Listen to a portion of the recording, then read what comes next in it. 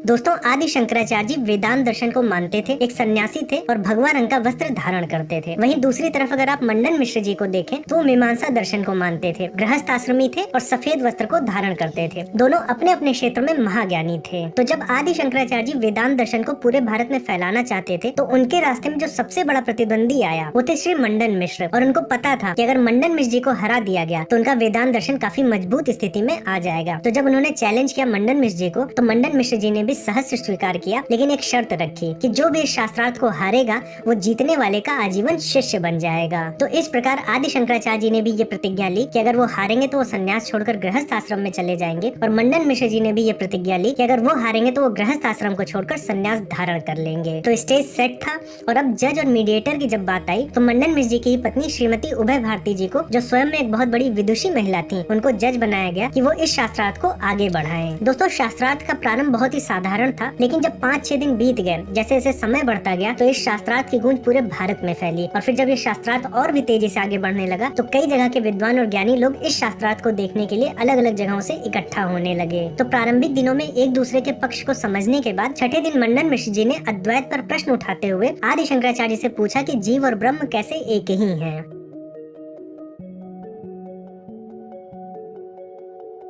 साथियों, जब मंडन मिश्र जी ने आदि शंकराचार्य से जीव और ब्रह्म की एकता का प्रमाण मांगा तो आदि शंकराचार्य ने छांदोग्य उपनिषद में कई बार आने वाले मंत्र तत्वमसि का प्रमाण दिया। पर केवल प्रमाण देखकर मंडन मिश्र शांत होने वालों में से नहीं थे। उन्होंने इस पर सवाल किए। उन्होंने सबसे पहले ये कहा कि जिन उपनिषदों की आप बात कर रहे हैं उन्हीं उपनिषदों में ये भी कहा गया है कि मनो ब्रह्म इति उपासित, यानी मन को ब्रह्म मानकर उसकी उपासना करनी चाहिए। यानी मन को यहाँ पर ब्रह्म के सदृश देखा जा रहा है, न कि यहाँ पर मन को ब्रह्म ही बोला जा रहा है। इसलिए मंडन मिश्र जी और भी मंत्र बताते हैं जहाँ पर अन्न को, सूर्य को आदि को ब्रह्म के समान मानकर उनकी उपासना करने का उल्लेख हुआ है। तो मंडन मिश्र जी के अनुसार तत्वमसि का अर्थ ये है कि हर जीव में ब्रह्म दृष्टि रखनी चाहिए, मतलब ब्रह्म जैसा व्यवहार करना चाहिए, न कि जीव ब्रह्म ही है, यानी जीव और ब्रह्म अभेद है, ऐसा तत्वमसि का अर्थ नहीं है। तो यहाँ पर आदि शंकराचार्य जी मुस्कुरा देते हैं। उनको समझ में आ जाता है कि किस बात पर मंडन मिश्र जी को समस्या है। तो फिर वो मंडन मिश्र जी का ध्यान आकृष्ट करते हुए बताते हैं कि मनो ब्रह्म इति उपासित में उपासित शब्द आया है, जिसका अर्थ है उपासना करना।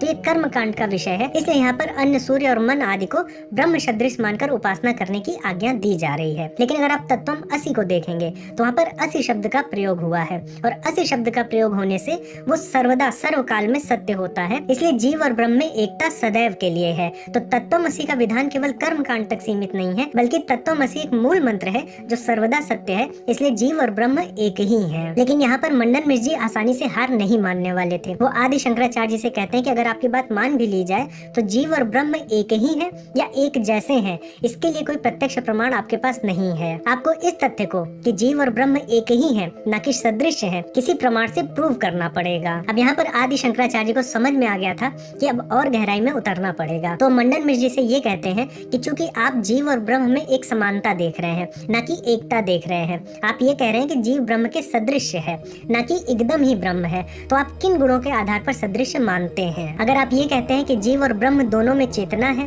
दोनों चैतन्य है, तो ये बात तो सर्वव्यापक है, ये तो हमें जगत में दिख ही रही है, इसका उपदेश देने की क्या आवश्यकता थी? और अगर आप ये कह रहे हैं कि जीव ब्रह्म जितना ही सर्वशक्तिमान है, इसलिए जीव और ब्रह्म एक जैसे हैं, उनमें समानता है, तो आप ये भी जान लीजिए कि सर्वशक्तिमान केवल एक ही तत्व हो सकता है। जब भी दो तत्वों की बात आएगी तो कहीं न कहीं भेद हो जाएगा शक्तियों में। सर्वशक्तिमान विशेषण किसी एक तत्व में ही लगाया जा सकता है। इसलिए अगर आप कहते हैं कि जीव ब्रह्म जितना सर्वशक्तिमान है तो दोनों एक ही हो जाएंगे। इसलिए केवल एक तत्व बचेगा और वही तत्व ही जीव है और वही तत्व ही ब्रह्म है। इसलिए आपकी बात यहाँ पर स्वतः ही असिद्ध हो जाती है। अब यहाँ पर मंडन मिश्र जी भले निरुत्तर हो गए, लेकिन अभी वो हारे नहीं थे। उन्होंने कहा जो आप प्रमाण दे रहे हैं वो तर्क आधारित प्रमाण है, लेकिन मुझे प्रत्यक्ष प्रमाण चाहिए। क्योंकि वो मीमांसा दर्शन से थे तो उन्हें प्रत्यक्ष प्रमाण पर ज्यादा भरोसा था, ज्यादा विश्वास था। तो उनका ये कहना था कि जैसे आप बता रहे हैं कि जीव और ब्रह्म एक ही है, तो उसका मेरे सामने प्रत्यक्ष प्रमाण प्रस्तुत करिए। तो इस प्रकार से मंडन मिश्र जी अद्वैत का प्रत्यक्ष प्रमाण के आधार पर खंडन करना चाहते थे। तो आइए देखते हैं कि आदि शंकराचार्य जी ने क्या आंसर किया।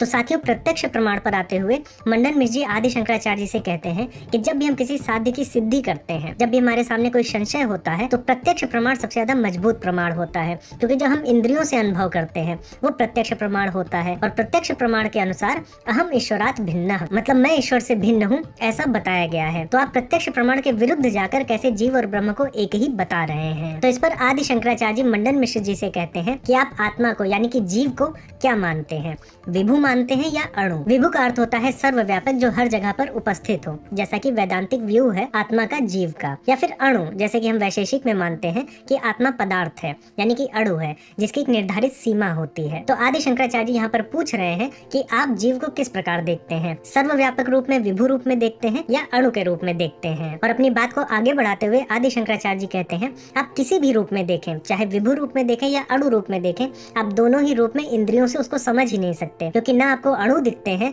और ना आपको ऐसी कोई चीज दिखती है जो सर्वव्यापक है। तो जीव की जो संकल्पना है, आत्मा की जो संकल्पना है, वो इंद्रियों के परे है। इसलिए यहाँ पर प्रत्यक्ष प्रमाण जो कि इंद्रियों पर आधारित होता है अमान्य सिद्ध हो जाता है, और प्रत्यक्ष प्रमाण यहाँ पर अनुपलब्ध होने के कारण यहाँ पर प्रत्यक्ष प्रमाण की बात नहीं की जा सकती। जिस पर मंडन मिश्र जी कहते हैं कि अगर आप प्रत्यक्ष प्रमाण से ये प्रूव नहीं कर सकते तो जीव और ब्रह्म में भिन्नता है या एकता, आप ये कैसे प्रूव कर पाएंगे। तो यहाँ पर आदि शंकराचार्य जी कहते हैं कि जब प्रत्यक्ष प्रमाण उपलब्ध ना हो, अनुमान प्रमाण उपलब्ध ना हो, तो हमें श्रुति प्रमाण को परम मानना चाहिए, और श्रुति प्रमाण के आधार पर जीव और ब्रह्म में अभेदता सिद्ध हो जाती है। और ये सुनकर मंडन मिश्र जी मुस्कुरा देते हैं, क्योंकि श्रुतियों का अब जब उल्लेख होगा तो नए द्वार खुल जाएंगे, क्योंकि जो मंडन मिश्र थे मीमांसक थे और उनको श्रुतियों का यानी वेदों पर, उपनिषदों पर पूर्ण अभ्यास था। इसलिए अब वो श्रुति के माध्यम से अद्वैत का खंडन करने के लिए तैयार हो गए थे।